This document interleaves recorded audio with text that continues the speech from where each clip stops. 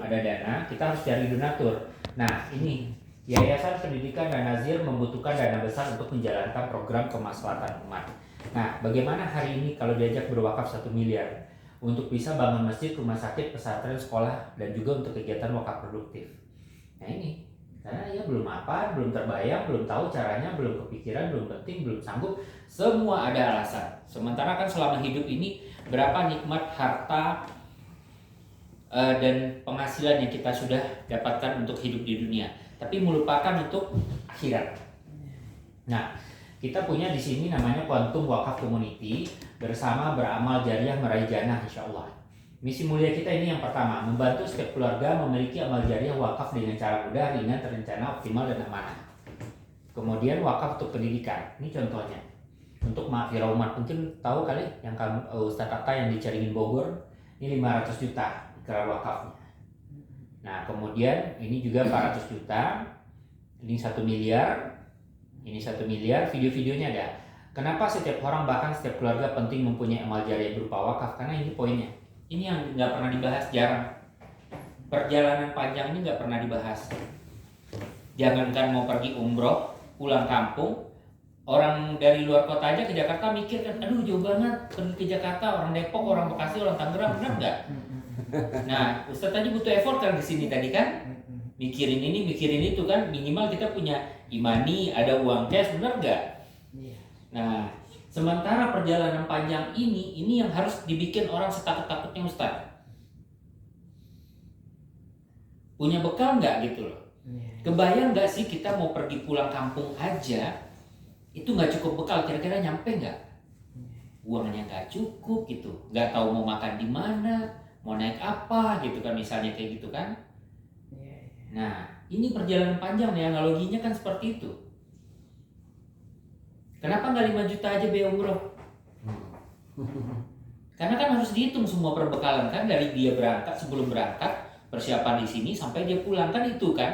Makanya harus ada bekal sekian, harus ada uang sekian untuk transportasinya, penginapannya, untuk pakaian, untuk ini segala macam. Nah, ini yang paling dilupakan orang. Nah, makanya ini dakwah kita sebetulnya dakwah muamalah gitu loh. Ibadah tetap, tapi caranya untuk muamalah gitu. Nah, kan kesini ya kan. Nah, nanti kita bisa bikinkan videonya bagus-bagus tuh. Nah, saya sebetulnya udah banyak tuh di TikTok. Manakah yang lebih berat antara timbangan amal dan dosa, kan itu poinnya. Dan yang paling dekat itu kan sebetulnya kematian. Siapa yang jadi teman setia kita nanti di alam kubur? Bukan istri, bukan anak, bukan orang tua, bukan teman, bukan kolega. Amal jariah kita berupa wakaf. Nah, ini ayat-ayatnya. Al-Imran 185. Setiap bernyawa pasti akan mati.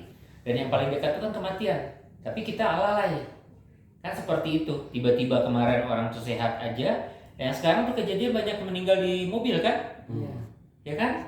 Atau tiba-tiba kecelakaan, atau tiba-tiba sakit cuma beberapa bulan doang, udah langsung meninggal gitu loh. Nah, kamu akan di sini. Setiap manusia berada di bawah naungan sedekahnya sampai perkara manusia diputuskan pada hari kiamat nanti. Amal jariah adalah bekal yang sangat dibutuhkan setelah seorang meninggal dunia, karena amal jariah wakaf akan terus mengalir. Ini namanya pasif amal, mengalir. Tapi kalau ini kan yang sepengetahuan saya, ini kan kebetulan ada Ustadz nih, ibadah sholat itu kan langsung ada nilainya kan, bisa nggak ngalir? Ada sekarang tuh orang udah ibadah sholatnya kan bisa dirangkum berapa tuh? Aduh, udah makin gila aja. Ibadah sholat kita, satu kali kita sholat dinilai sama Allah, sama kayak sekolah. Ini benar atau tidak, diterima atau tidak, kan begitu kan? Tapi kalau amal jariah dijamin sama Allah mengalir terus sampai hari kiamat gitu loh. Nah, misi mulia kita membantu lembaga wakaf, yayasan pendidikan, pondok pesantren menghimpun dana wakaf abadi. Nah, ini contohnya. Ini kan banyak kan, ikrar wakaf sudah banyak, nih ikrar wakaf sudah banyak. Ini kita di wakaf di mana nih? Ikadi. Nah, ini nazir kita.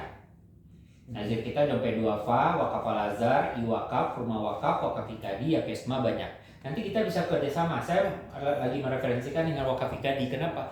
Karena dia ada di 34 provinsi. Kemudian kita nanti bisa kerjasama untuk merekrut, membuat dai-dai. Tapi kita bikin spesialisasinya dai-nya dai muamalah. Nah, karena kebanyakan kan dai-nya tetap dai yang bicara dakwah yang begini kan. Kita dai kita muamalah. Tapi kita bikin mereka punya income keren. Benar nggak? nggak nungguin amplop dong gitu loh. Benar nggak?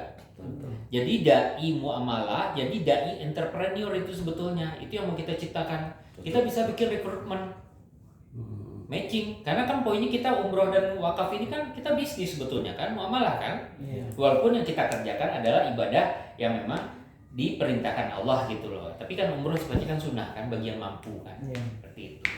Bahkan banyak yang lebih baik sebetulnya kan kalau kita membantu orang, ada yang senilai ibadah umroh, ada yang senilai ibadah haji, walaupun kita nggak pergi ke situ. Benar nggak? Apa ayat itu? Lupa ayat atau hadis itu ya?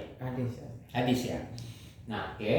Nah, contohnya wakaf, kekuatan wakaf dalam sejarah Islam ini. Kita udah lihat Masjid Nabawi, Ustaz pasti udah pada tahu semua ini. Masjid Kuba, saya nggak perlu bahas.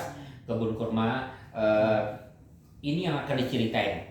Jadi nanti di pengajian nanti ini yang diceritain semua cerita-cerita tentang ini, wakaf sumur ini. Nah, saya nggak bahas ya karena kan bukan orang awam gitu loh. Kalau orang biasa saya bahas gitu. Ini kan orang-orang hebat semua nih.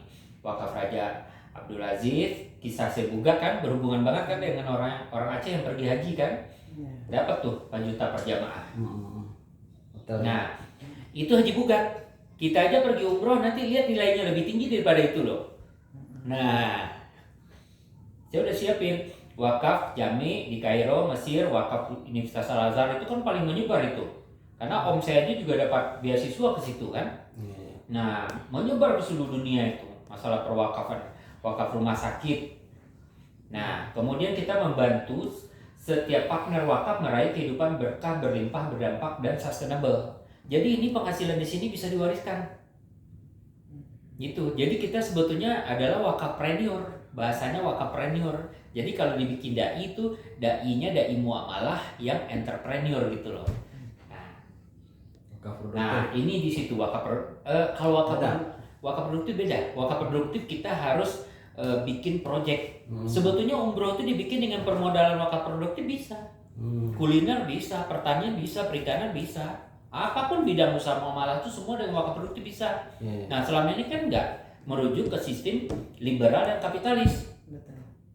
Benar enggak? Kita beribadah tapi urusan muamalahnya disupport, didukung, financial engineering-nya itu sebetulnya dari sistem ekonomi kapitalis dan liberal, bukan berdasarkan Al-Quran dan Sunnah. Nah, persoalannya di situ. Makanya di Indonesia tuh 2 kali kiamat itu umat Islam akan begini aja. Saya ngomongnya agak pedas, kenapa? Karena orang Padang makannya cabai kan. Nah, benar nggak? Biar berasa. Katanya kalau nggak pedas nggak enak, benar nggak? Nah, saya juga dakwah nanti agak pedas juga tuh. Kalau orang tersinggung, saya bersyukur. Alhamdulillah, ternyata dia tersinggung dan terus kepikiran sama dia gitu loh. Kalau nggak ya kayak orang khutbah Jumat. Iya. Coba tanya keluar dari masjid, apa isi khutbahnya? Nggak ada satupun yang bisa jawab tuh. Nanti kita bikin hadiah kayak gitu tuh. Apa isi khutbah tadi, kita kasih 5 pertanyaan, siapa yang dapat kita kasih voucher umroh. Keren nggak tuh? Saya mah banyak idenya insya Allah. Nah, ini kan kita masalah ini kita udah OJK, fatwa DSN MUI udah ada. Saya masih lurus-lurus saja Ustaz. Kalau yang terlalu ekstrim saya belum ikut gitu loh. Jadi saya ikut aja kan. Karena saya lihat kan orang-orang di MUI kan itu dari 70 golongan yang ada di Indonesia kan, mazhabnya pasti semua ada. Benar nggak? NU Muhammadiyah ada di situ. Udah ngikut aja gitu. Saya kalau untuk urusan ini saya ngikut aja gitu. Insya Allah halal dan legal, ujroh kompensasi dibayarkan oleh industri keuangan syariah. Ya sama aja. Saya kerja sama Udanton kan dibayar fee saya karena saya ngajak jamaah boleh kan? Karena saya kan harus ada biaya. Saya makan, minum, perjalanan segala macam itu biaya kan, untuk urusan transaksi bisnis itu kan orang harus dibayar. Karena orang nggak, upah itu tetap itu hak orang. Nah gitu. Loh kenapa bicara wakaf kok ada dikasih upah gitu loh? Nggak begitu juga, nggak boleh zalim juga gitu loh kan? Karena sebetulnya upah di sini, ujroh di sini bukan dari uang wakaf, beda. Nah itu yang perlu ditegasin itu. Bukan uang wakaf. Wakaf itu nanti setelah terjadi meninggal klaim. Nah, ntar saya jelasin. Nah ini ujrohnya seperti ini. Melakukan syiar wakaf kepada 30 wakif, maka orang punya ujroh 7 juta per bulan. Seperti itu. Ini kalau menjadi wakafpreneur seperti itu kan. Nah terus, Nilainya itu ini contohnya. Jadi dengan menyisikan contohnya 1 juta per bulan, itu 1 juta itu sebetulnya bisa rame-rame loh. Jadi kalau dia ada 10 anggota keluarga, 1 orang aja bikin ikrar wakaf, nanti wakilnya bisa 10 orang, termasuk yang sudah meninggal. Nah, kalau kita punya anak 2, itu berarti kita sudah ada 8 orang. Kenapa? Mertua 2, orang tua 2, kita berempat udah berapa? 8 kan? 2 tinggal cari aja adik dan kakak. Udah 10 orang kan? Jadi bisa seperti itu. Karena kan tujuannya bagaimana mendapatkan pahala jariah kan itu kan. Jadi kita bisa mengirimkan pahala kepada orang yang sudah meninggal. Kemudian kita memastikan juga kita memiliki pahala jariah, dan kita juga memastikan ada warisan dan pahala jariah juga untuk orang yang kita tinggalkan gitu loh. Nah itu hebatnya.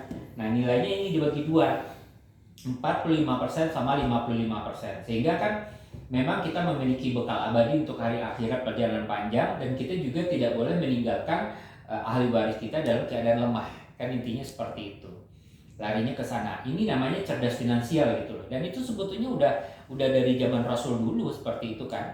Nah, cara ada 2 cara berwakaf 500 juta. Ini cara yang biasa. 1 juta per bulan.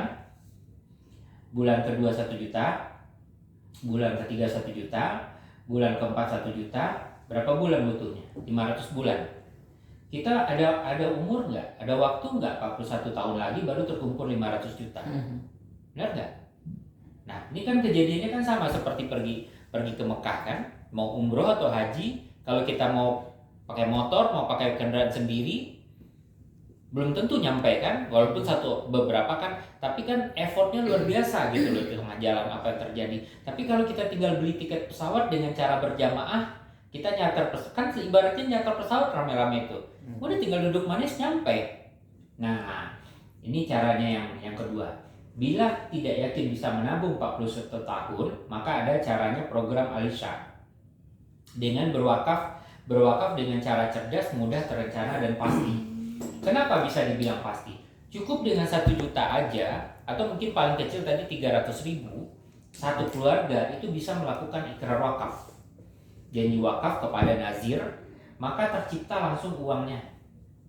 Jadi bisa melalui ikadi, bikin sumur, bikin masjid, bikin musola. Kan banyak di masjid dan musola terbengkalai kan. Nah 1 juta, 1 juta, 1 juta, 1 juta. Misalnya ini contoh, meninggal di bulan keempat, maka 500 jutanya langsung diterima. Kenapa? Kok bisa seperti itu? Saya kan cuma 1 juta, kok terima 500 juta? Duitnya haram dong. Saya balik nanya, emang kalau kita orang meninggal terus kalau dikasih uang santunan, uang duka, emang nggak boleh kita terima? Nanti kalau ada orang lain lagi yang meninggal kan kita subsidi itu. Nah, itu namanya ta'awun berjamaah. Bangun masjid bisa sendiri nggak? Orang kaya banget kan? Itu kan berjamaah. Pergi naik haji tadi kan berjamaah. Bangun gedung ini pun juga berjamaah kan? Kalau nggak ada penyewanya satu-satu nggak akan kebangun di gedung. Kecuali Astra atau beberapa perusahaan yang gede baru dia bangun sendiri kan? Kalau ini kan nyewa. Gitu. Nah itu konsepnya. Nah kita bisa berwakaf, nazirnya terpercaya, insya Allah. Nah, kita bisa mengajak nazir-nazir ini untuk bekerja sama. Bagaimana menghimpun dana wakaf seperti itu. Nah, ini kita entrepreneurnya di sini. Nanti entrepreneurnya kita bisa kawinkan nanti untuk marketing umroh dengan wakafpreneur untuk wakafpreneur gitu loh. Jadi income-nya ada. Nah, ini income-nya banyak. Nah, ini contohnya. Jadi ini udah bukti nyata, Ustaz. Ini kan itu dari Menteri Keuangan itu, dari Dirjen Pajak kan. Jadi ini bukan dibikin-bikin. Ini Pak Ustadz ini income-nya segitu. Nah, kalau seandainya kita bisa bikin income aja 5-10 juta hanya untuk bicara tentang bagaimana menjadi dai wakaf atau wakafpreneur plus dengan umroh, itu menarik nggak? Dan itu bebas kan. Sementara orang untuk UMR aja harus kerja dari pagi tiap minggu, dari pagi sampai sore. Nah, kita bisa rekrut orang sebanyak-banyaknya begini. Ini masih kecil loh. Nih, saya liatin lagi. Makin gede kan? Makin gede lagi kan? Nah, ini adalah cara kita memiliki income yang berketerusan. Kenapa? Karena modal kita hanya berdakwah. Kita memiliki income yang terus mengalir, dan ini bisa income ini di apa namanya, diwariskan. Iya. Mana ada sekarang orang jadi presiden aja nggak bisa diwariskan. Orang jadi presiden aja nggak bisa diwariskan. Iya. Saya nggak bawa mobil, biasanya saya bawa teh, saya bawa kopi, saya bawa apa. Saya sekarang udah nggak mau bawa mobil lagi, udah pusing karena udah ramai. Saya lebih enak tuh taruh mobil di stasiun, naik kereta, terus naik MRT itu lebih cepat. Nanti kan LRT udah ada kan, yang nggak usah lagi bawa mobil, pusing bawa mobil. Belum lagi kena ganjil genap, nggak usah juga dengan ganjil genap aja kan udah ramai. Aduh. Oke, nah ini seperti ini. Nah wakafnya sudah ada, jadi bagaimana kita mengaktifkan orang untuk mengajak orang berfastabikul khairat sampaikan walau hanya satu ayat. Ya, kita untuk wakaf ini adalah beberapa ayat dan hadis kan. Nah, kan cukup itu.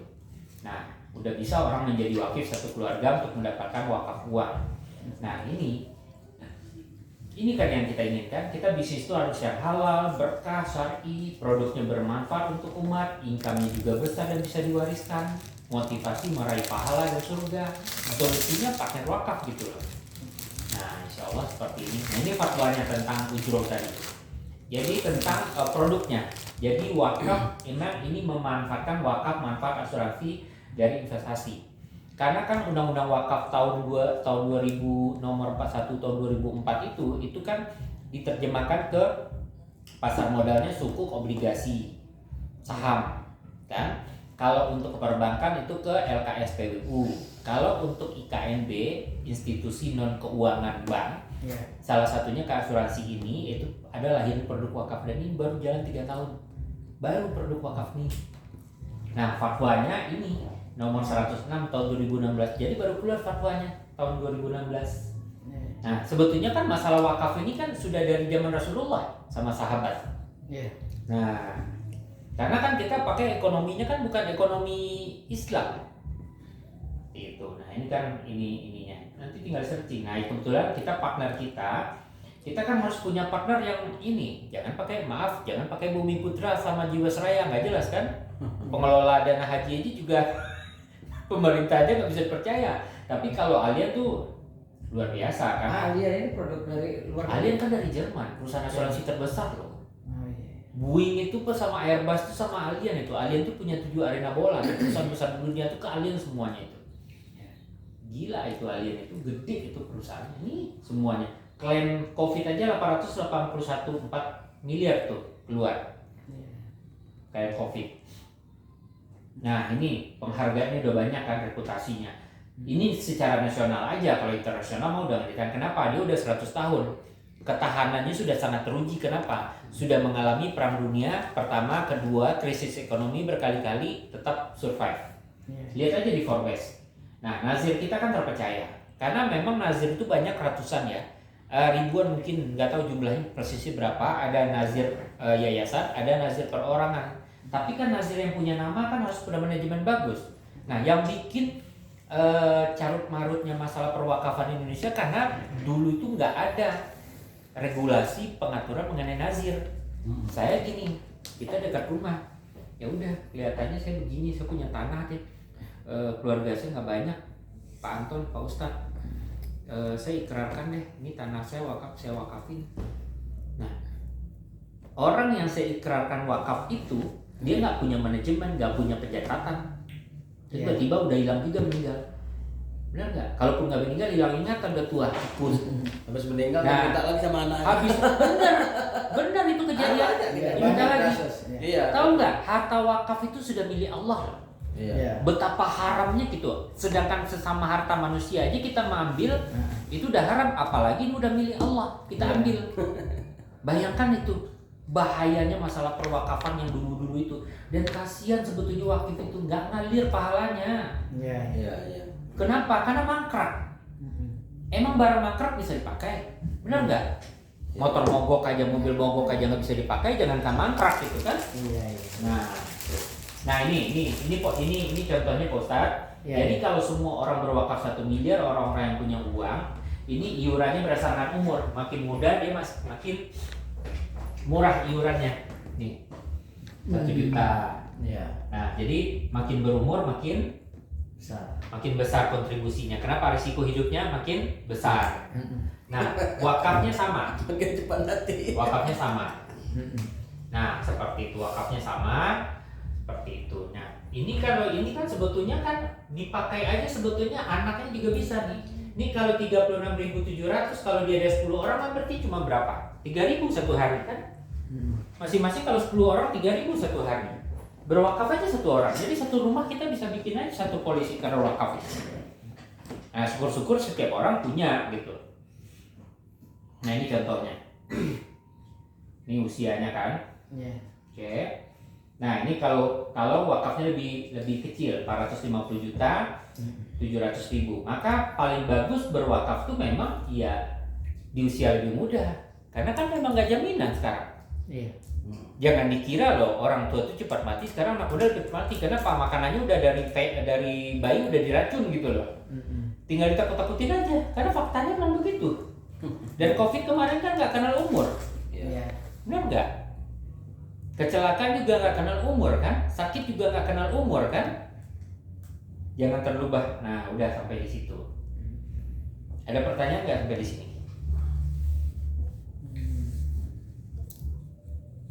Jadi ini materi kuantum wakaf. Kalau saya untuk membahas ini, insya Allah sih bisa. Gimana ininya?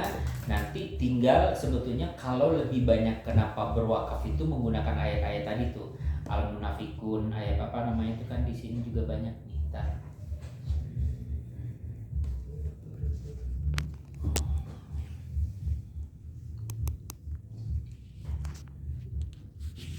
Ada dalam ini nggak bisa dikirim apa ke Bisa, saya kirim.